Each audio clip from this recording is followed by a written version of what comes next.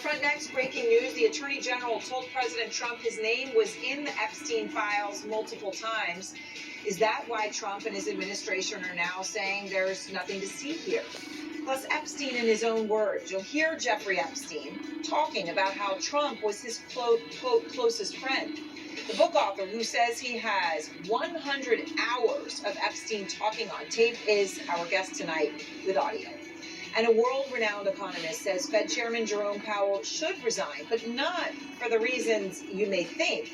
The economist who stunned the world with his statement is our guest. Let's go out front. And good evening, I'm Erin Burnett, and out front tonight we begin with the breaking news. President Trump's name is in the Epstein files multiple times, and he was told that by the Attorney General Pam Bondi in a briefing in May. Now, being mentioned in the files, of course, is not an indication of specific legal wrongdoing, according to the Wall Street Journal, which first reported this story. But they say that Bondi and her deputy, quote, told the president at the meeting that the files contained what officials felt was unverified hearsay about many people, including Trump, who had socialized with Epstein in the past, some of the officials said.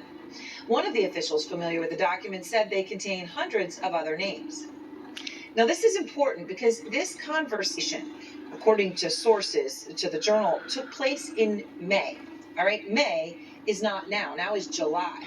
But last week in July, Trump was asked if he'd spoken to Bondi about the files. And I want to play the exchange.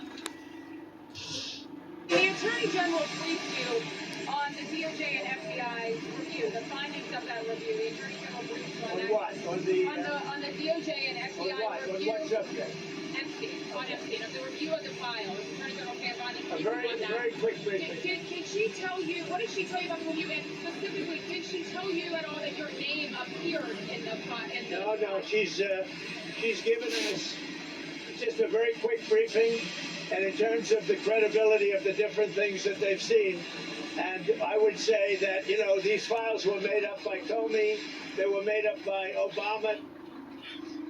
All right, so you heard what Trump said. That was July 15th, 2 months after the briefing from Bondi. He specifically asked, did she tell you at all that your name appeared in the files? Trump says, no. All right, well, that would be a lie if he's saying that he was not told his name specifically appeared in the files. So this significant development may also explain why Trump and his allies have totally changed their tune when it comes to releasing everything related to the Epstein case. Here's Donald Trump in June of 2024. Would you declassify the Epstein files? Yeah, I would. I'd be inclined to do the Epstein. I'd have no problem with it. All right, he said he'd have no problem with it. Well, here is Trump's Vice President, Vance, in October 2024. Seriously, we need to release the Epstein list. That is an important thing. And as for Pam Bondi herself, here she is talking about Epstein and the case in January of 2024. Jeffrey Epstein is dead, and Ghislaine Maxwell is in prison for 20 years where she belongs. And if people in that report are still fighting to keep their names private, Sean, they have no legal basis to do so unless they're a child, a victim, or a cooperating defendant by some chance against some potential case against Ghislaine Maxwell. So Trump's name wouldn't fit any of those categories. Here's Kash Patel before he was FBI director. So this is in 2023. Put on your big boy pants and let us know who the pedophiles are. We have an election coming up, and we need to adjudicate this matter at the polls. All right, so that's consistent. That's a lot of people over a lot of time, and they're all saying the same things. But since May, when the Bondi briefing that the Wall Street Journal is reporting on, when she briefed Trump that his name was in there, since that took place, things have changed. Here's what Trump is saying now. I call it the Epstein hoax. It takes a lot of time and effort. I don't understand why the Jeffrey Epstein case would be of interest to anybody. It's pretty boring stuff. It's sordid, but it's boring. And I don't understand why it keeps going. So tonight the questions are growing much louder when it comes to the relationship between Epstein and Trump, giving audio like this, which is Epstein in 2017, a potentially whole new meaning. So how do you know this? Donald's closest friend. Heard him say I was Donald's closest friend for 10 years. Well, we're going to have a lot more of Epstein on tape. Coming up from the journalist who says he has 100 hours of Epstein talking. But the point that Epstein was making right there, when you just heard him say, I was Donald's closest friend for 10 years, it's not just his word on that, right? It has been echoed by many, and on this show, frankly, by several guests over the past week or so, including an Epstein accuser, an ex-girlfriend of Epstein, and a close Trump business associate. Here's what they've told us. They were best friends. They were best friends. Was his best friend. Jeff Zeleny is out front live outside the White House. And, you know, Jeff, there are many who thought maybe this story had gone away. And yet here we are. The questions about Trump and Epstein are growing. And they are growing louder and louder every day, including tonight.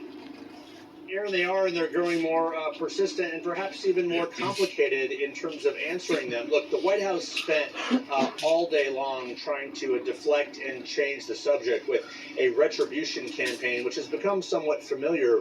But here we are at the end of the day learning this new information about a meeting that happened in May, as you said, and the Attorney General and her Deputy Attorney General, who of course is the president's former lawyer, Todd Blanche, they informed the president, we were told, that his name appeared several times in the files. Now, it does not have the context in which that might have occurred. We do not know what that means. Of course, there were many names in the files. We know they had a relationship, but we do not know the extent of the president and Epstein's relationship, or perhaps why his name was in the file. So this is what the White House has not yet answered. But look, it's the contradiction here that is so interesting, because it was just less than 2 weeks ago when the president was asked about this briefing, and he tried to move on, and he said, no, he did not learn his name was in the files. Well, this is where any sort of controversy, as it becomes potentially a scandal in Washington, gets messy, because there is a contradiction here. The White House is now saying tonight there is nothing surprising about this at all. Of course he was briefed on this. But again, it's that contradiction that is so interesting. So the president, of course, will be asked about this in the coming days, and we will see what he says. But Aaron, interestingly, the House Oversight Committee voted before leaving town to issue a subpoena on these. So this does not seem to be going away. There's one White House official who